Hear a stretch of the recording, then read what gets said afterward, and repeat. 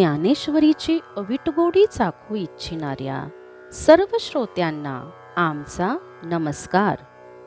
सर्व श्रोत्यांनी पूर्ण चित्त एकवटून ध्यानस्थ बसून डोळे मिटून शांतपणे ज्ञानेश्वरीच्या ओव्यांचा आस्वाद घ्यावा ही नम्र विनंती. अध्याय 16वा दैवसूर संपद विभाग योग, भाग 7वा, ओवी क्रमांक 301. प्राण घेपती संपन्नाचे, ते पाप जरी साचे, तरी सर्वस्व हाता येतयांचे, हे पुण्य फळ की. बळी अबळाते खाय, हेची बाधित जरी होय, तरी मासया का न होय निसंतान. असुर म्हणतात, श्रीमंताचे प्राण घेणे हे खरोखर पाप आहे, परंतु तसे केल्याने त्यांचे सर्वस्व आपल्या हाती येते, हे खात्रीने पुण्यफळ नाही काय. बलवान दुर्बलांना खातो, हेच जर खरे असेल, तर मोठे मासे लहान माशांना गिळतात, तर त्यांचे निसंतान का होत नाही. आणि कुळे शोधुनी दोन्ही, कुमारेची शुभलग्नी, मेळवीजती प्रजा साधणी, हे तू जरी. तरी पशुपक्षादी जाती, जया मिती नाही संतती, तया कोणे प्रतिपत्ती विवाह केले. चोरियेचे धन आले, तरी ते कोणासी विष झाले, वालपे परद्वार केले, कोढी कोणी होय. म्हणून देव गोसावी, तो धर्माधर्मू भोगवी, आणि परान्नाच्या गावी करी तो भोगी. परी परत्रणा देव, न दिसे म्हणून ते वाओ, आणि करतानी मे माठाओ, भोग्यासी कवणू. येत उर्वशिया इंद्रसुखी, जैसा का स्वर्गलोकी, तैसाची कृमीही नरकी, लोळ तू श्लाघे. म्हणून नरक स्वर्गू, नव्हे पाप पुण्य भागू, जे दोही ठाईचे सुख भोगू, कामाचा चितो. या कारणे कामे स्त्री पुरुष युग्मे, मिळती तेथ जन्मे आघवे जग. तसेच कुलशील गोतावळा यांचा विचार करून मुलामुलींचे शुभमुहूर्तावर विवाह करणे, हे जर प्रजोत्पत्तीचे साधन असेल, तर ज्यांच्या प्रजेला गंतीच नाही, अशा पशुपक्षादिकांचे विवाह कोणत्या मुहूर्तावर आणि कोणी लावले होते. अगदी चोरी करून मिळविलेले द्रव्य हे विषाप्रमाणे कोणाला बाधते काय, किंवा प्रेमामुळे घडलेल्या पर स्त्रीगमनाने कोणाच्या अंगावर कुष्ठरोग उठला आहे काय. म्हणून देव सर्व सत्ताधीश असून तो जीवांना धर्माधर्माचे फळ जीवाला भोगायला लावतो. इहलोकीच्या शुभकर्माचे फळ परलोकी स्वर्गात देतो, परंतु परलोक भोगायचे ठिकाण अथवा भोगविणारा देव हे दोन्ही प्रत्यक्ष दिसत नाहीत, म्हणून ते मिथ्य आहे अथवा खोटे आहेत. शुभाशुभ कर्मे करणारा जर नाहीसा होऊन जातो, तर भोग भोगणारा तरी कोण. उर्वशीच्या उपभोगाने इंद्र जर स्वर्गात सुखी आहे, तर नरकातील कीटकही तशा तऱ्हेचे मादिशी स्त्रीसुख भोगून संतुष्ट आहेत. म्हणून नरक आणि स्वर्ग ही पाप आणि पुण्य यांनी प्राप्त होणारी ठिकाणे नाहीत, कारण की दोन्ही ठिकाणी कामाचाच सुखभोग आहे. या कारणास्तव कामेच्छेने जिथे स्त्री आणि पुरुष ही एकत्र संलग्न होतात व जगातील सर्व प्राण्यांची सहजच उत्पत्ती होते, असे असुर स्वभावाचे लोक म्हणतात. असुरी मनुष्य प्रवृत्ती व निवृत्ती जाणत नाही. त्यांच्यामध्ये पवित्रता, सदाचार अथवा सत्य यापैकी काहीच नसते. आणि जे जे अभिलाषे स्वार्थालागी हे पोषे, पाठी परस्परे द्वेषे कामची नाशी. एवं कामा वाचून काही, जगा मूळची आन नाही, ऐसे बोलती पाही आसुरते. आता असो हे किडाळ, बोली न करू पघळ, सांगताची सफोल होतसे वाचा. आणि ईश्वराची खंती, नुसदियाची करीती चांथी, हेही नाही चित्ती निश्चयो एकू. किंबहुना उघड आंगी भरुनिया पाखांड, नास्तिकपणाचे हाड रोविले जीवी. आणि आपल्या स्वार्थाकरिता जे जे पाहिजे ते सर्व कामाकडून पोचले जाते. परस्परात द्वेषबुद्धी निर्माण करून कामच जगाचा नाश करतो. याप्रमाणे जगाला कामवासनेशिवाय दुसरा मूळ आधार नाही असे असुर बोलतात. आता हे वाईट बोलणे पुरे, कारण त्या संबंधाने बोलणे म्हणजे व्यर्थ बडबड आहे. आणि ईश्वराचा तिरस्कार करीत ते केवळ बडबड करतात. इतकेच नव्हे तर ईश्वर नाही हा दृढ निश्चय झालेला असतो. फार काय सांगावे, अंगामध्ये उघडपणे पाखंड भरून या नास्तिकाच्या अंतःकरणाच्या वेशीत असुरांनी नास्तिकपणाचे हाड रोवलेले असते. ते वेळी स्वर्गालागी आदरू का नरकाचा अडदरू, या वासनांचा अंकुरू जळून गेला. मग केवळ ये देह खोडा, अमेध्योदकाचा बुडबुडा, विषयपंकी सुहाडा बुडालेगा. जय आटावे होती जळचर, तै डोही मिळतो ढीवर, का पडावे होय शरीर तै रोगा उदयो. उदय जणे केतूचे जैसे, विश्वा अनिष्टची दोषे, जन्मती ते तैसे लोकाटू. विरूढलिया अशुभ, फुटती तैते कोंभ, पापाचे कीर्तिस्तंभ चालते ते.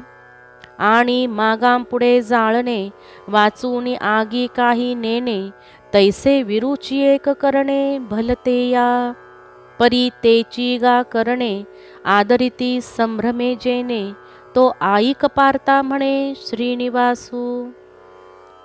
त्यावेळेस स्वर्गाविषयी आदर आणि नरकाविषयी भय या मनोवृत्तीचा अंकुर जळून खाक झाला आहे. मग अर्जुना, घाणेरड्या पाण्याच्या बुडबुड्याप्रमाणे क्षणिक जे शरीर त्या शरीररूपी खोड्यात अडकवून विषयरूपी चिखलात ते बुडून जातात. जेव्हा जलचरांचा नाश व्हावयाचा असतो त्यावेळेला त्या डोहावर कोळ्यांची गर्दी होते, किंवा शरीराचा नाश होण्याचा काळ आला असता रोगांचा उद्भव होतो.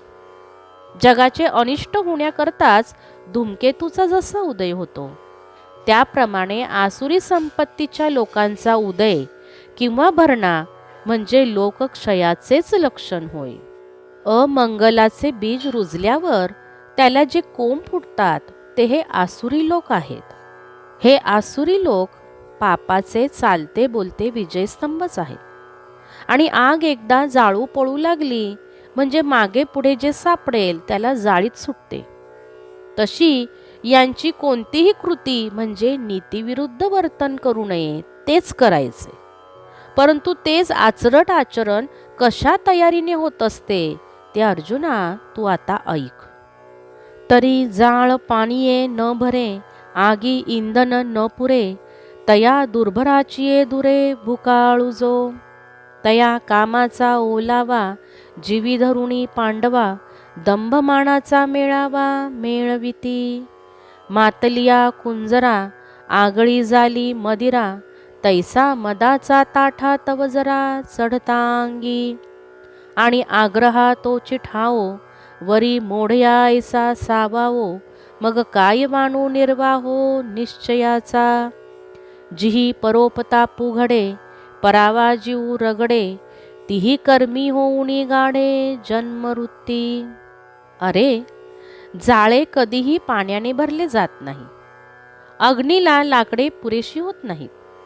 अशा सदा अतृप्त असलेल्या दुर्भर पदार्थात जो अग्रभागी आहे असा जो काम, अर्जुना त्या कामाचा जीवाभावाने आश्रय करून दंभ आणि मान यांचा घोळका जमवितात. आधीच माज आलेल्या हत्तीला आणखी दारू पाजावी, त्याप्रमाणे वाढत्या वयाबरोबर त्यांच्यातील उन्मत्तपणा वाढत जातो. मुळात आग्रही स्वभाव आणि त्यात मूर्खपणाची भर.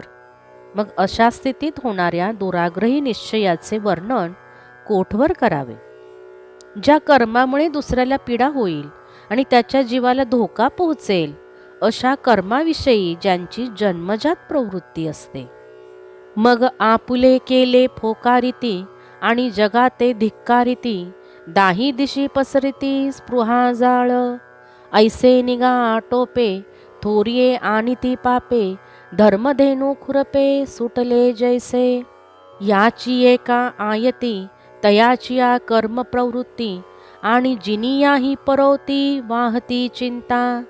पाताळाहुनी निम्न जियेचिये उंचिये साने गगन, जे पाहता त्रिभुवन अनुहीनो हे. ते योगपटाची मवणी जीवी अनियम चिंतवनी, जे सांडू नेने मरणी वल्लभा जैसी. तैसी चिंता अपार वाढविती निरंतर, जीवी सुनी असार विषयाधिक. मग आपल्या कृत्याची चहूकडे बढाई मिरवतात आणि साऱ्या जगाला तुच्छ समजतात, आणि आपल्या वासना दाही दिशांना स्वैरपणे पसरवितात. देवासाठी सोडलेली गाय गवत धान्य सरसकट खात जाते, तसे ते असुर विकारांनी व्यापिले जाऊन पापे वाढवीत जातात. अशाच प्रकारच्या पापसाधनांनी त्यांची कर्मप्रवृत्ती असते, आणि त्यांचे चित्त जगण्याच्या पलीकडची मरण्यानेही न संपणारी चिंता वाहतात. त्या चिंतेचे स्वरूप पाहू जाता, जी पाताळाहून खोल, आकाशापेक्षा उंच, तिच्या विस्तारापुढे हे त्रिभुवन अणु एवढेही नाही, इतकी मोठी असते. नवीन संन्यास घेतलेल्या मनुष्यास संन्यास दीक्षेबरोबर आलेल्या नियमांची सारखी घोकणी लागते. त्याप्रमाणे त्याच्या अंतःकरणात अमर्याद चालणारी विवंचना असते. पतिव्रता स्त्री पतीला कधीही सोडून जात नाही, त्याप्रमाणे ही चिंता त्याला मरणापर्यंत सोडित नाही. तसेच असार अशा विषयभोगाचा ध्यास जीवाला लावून त्याच्या प्राप्तीसाठी अपार चिंता हे निरंतर वाढवितात. स्त्रिया गाईले ऐकावे, स्त्रीरूप डोळा देखावे, सर्वेंद्रिया लिंगावे स्त्रिये तेची. कुरवंडी की जे अमृते, ऐसे सुख स्त्रिये परवते, नाहीची मनोनी चित्ते निश्चयो केला. मग तयाची स्त्री भोगा, लागी पाताळ स्वर्गा, धावती दिग्विभागा परवतेही.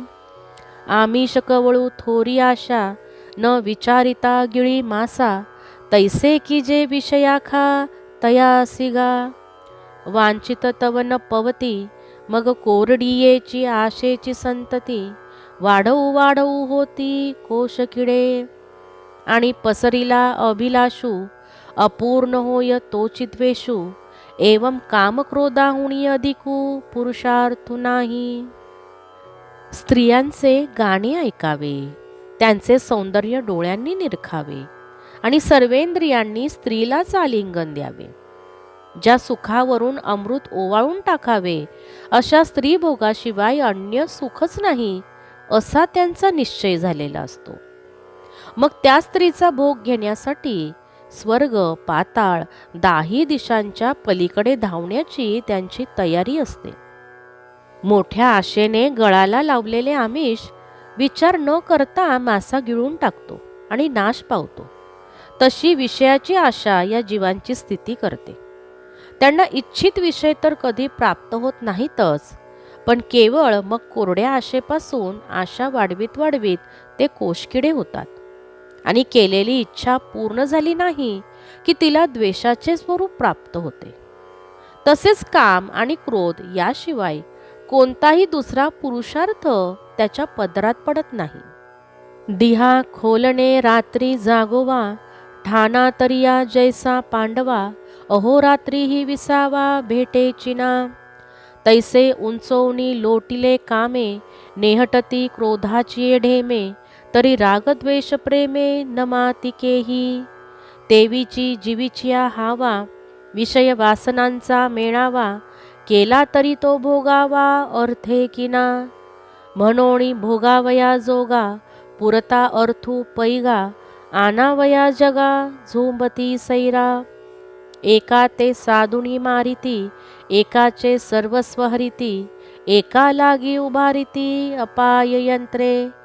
पाशिके पोती वागुरा, सुनी ससाने चिकाटी खोचरा, घेऊनी निघती डोंगरा पारधी जैसे.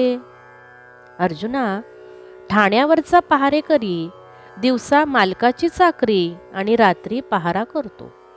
त्यामुळे त्याला विश्रांती मिळत नाही. तसे हे असून काम वासनेने एकदा उंचावरून खाली क्रोधाच्या टेकड्यावर आदळले तरी रागद्वेषाविषयीचे प्रेम विश्वात मावेनासे होते.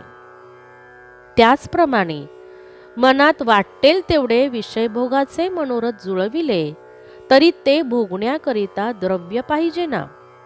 म्हणून विषयभोगाची पूर्तता होण्यासाठी लागणाऱ्या द्रव्याची जुळवाजुळव करण्यासाठी जगातील लोकांना उपद्रव देण्यास प्रवृत्त होतात.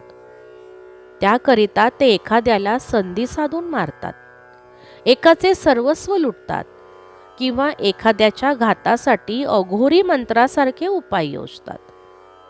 पारधी रानात शिकारीसाठी जाताना ज्याप्रमाणे बरोबर फास, पोती, जाळी, शिकारी कुत्रे, ससाणे, घोरपडी आणि भाले वगैरे नेतात, ते पोसावया पोट मारुनी प्राणियांचे संघाट आणि ती ऐसे निकृष्ट तेही करीती. परप्राण घाते मेळविती वित्ते मिनलिया चित्ते तोषणे कैसे. म्हणे आजी मिया संपत्ती बहुतेकांचिया आपुल्या हाती केलिया धन्यो नामी. ऐसा श्लाघो जव जाये तव मन आणिकही वाहे सवेची म्हणे पाहे आणिकांचेही आणू. हे जेतुले असे जोडिले तयाचेनी भांडवले लाभा घेई न उरले चराचर हे. ऐसे निधना विश्वाचिया मीची होईन स्वामिया मग दिठी पडे तया उरोनेदी. आणि आपले पोट भरण्यासाठी ते जसे अनेक प्राणी ठार मारतात तसेच दुष्टकृत्य हे आसुरी संपत्तीचे लोक द्रव्यप्राप्तीसाठी करतात. दुसऱ्याच्या प्राणांचा घात करून द्रव्य मिळविणे आणि ते द्रव्य मिळाल्यावर चित्ताच्या ठिकाणी कसा संतोष मानतात. तो म्हणतो, आज मी अनेकांचे धन हस्तगत केले आहे, तेव्हा खरंच मी धन्य नाही का. अशी स्वतःजवळ आत्मप्रौढीची भाषा तो बोलत असताना त्याच्या मनात दुसरे विचार येतात. अशाच पद्धतीने इतरांचेही द्रव्य लुटून आणावे.